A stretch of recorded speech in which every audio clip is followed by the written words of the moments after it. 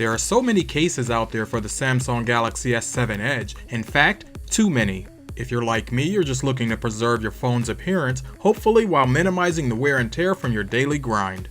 If you've been watching the channel for a while, then no doubt you've seen me with many different phones. So far, I don't believe there's many that Spigen didn't have a case for. They usually have an assortment of styles, which also means an assortment of prices.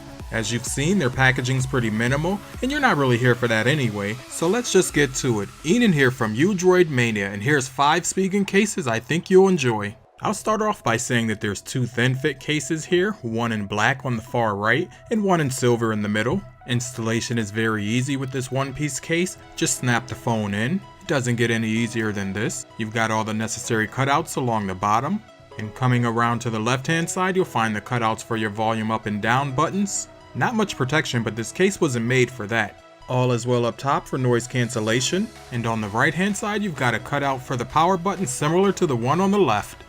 As you can see, this case is super thin. On the back of the case there's a large cutout for your camera, flash and heart monitor, with some Spigen branding down below. I gotta say, this case feels awesome in the hand. There's some sort of grippy feeling to this case and it's quite nice, trust me. Look, here's the thing though, if you drop your phone, I'd definitely expect some damage. Next up, we have the Wallet S kickstand, and I never use a wallet style case as my daily cover. I really only buy them to share my thoughts with you. I've got my reasons, and I'll share those with you shortly. There are some instructions here on the proper way to insert your card with a magnetic strip. I like that, because the last thing you want to do is screw up your card. Yup, I think that's a note that some other manufacturers can learn from. Okay, so here's where my issues start. It really bugs me that this gap is here, and it'll always be here. I mean, I know it can't be helped, but it still bothers me. I also would like for my screen to turn off when I close the case. I mean, if they can figure it out for a tablet cover, then why not for a phone case? For me, that's 2 things too many. This case does have a cutout on the front so you can take calls without opening it, and it feels pretty good in the hand. The magnet here seems strong enough, so let's go ahead and take a look inside the case. I like the red here, I think that's a nice added touch. There's 3 pockets for your cards and each of them seem pretty spacious. Since this is a wallet case, of course you'll have some room to carry cash. It's a nice spot to stash a few bills. Looking at this case, you're probably starting to think the same thing as me. There's a thin fit case inside this wallet. Just in case you were wondering, this case was designed in Irvine, California, right here in the States. And then you've got your Spigen branding. On the back there's a spacious camera cutout, but with this case you'll need to open the cover to take photos, so keep that in mind. Oh, and that's another pet peeve for me. I mean, don't get me wrong, I already bought the case, and I'm just sharing my thoughts on wallet style cases. Next up, I've got the Spigen Thin Fit in silver, and this is my favorite case out of the bunch, but since this case is the exact same as the black one, I'll just give you the tour and come back when we're done.